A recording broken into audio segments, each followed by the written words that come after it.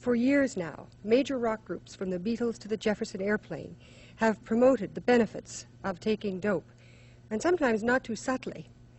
One major rock star who doesn't promote it and finds the promotion of it dangerous is Frank Zappa, leader of perhaps the roughest and farthest out group in the scene today, the Mothers of Invention. In this, another in a series of items CBC Weekend is doing on drug abuse, Zappa talks to Ralph Thomas about what he thinks drugs have done to our young generation. The generation that's using the drugs now, I would say, is you can just forget it.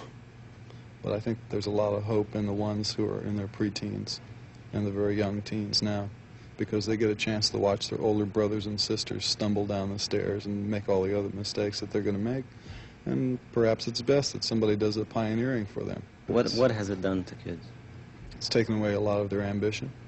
I think we have yet to reap the so-called benefits of the acid generation as the burnouts begin to turn up more frequently. Hasn't rock music contributed a great deal to that?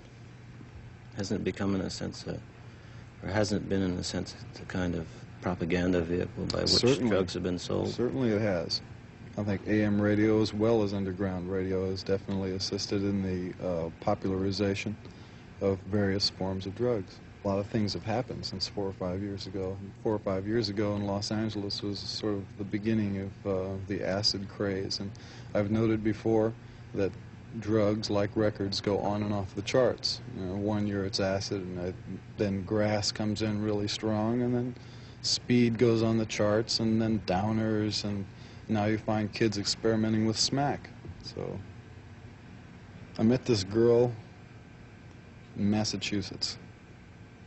She was a disc jockey groupie, special breed.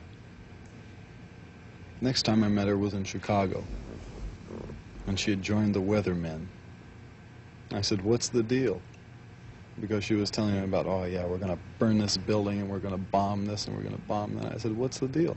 She says, "Oh, I want to change things. I want to help America."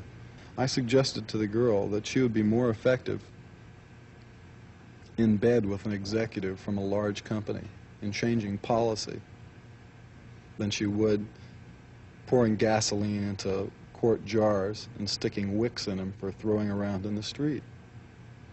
But I guess that didn't make any sense to her. What was your reaction to that?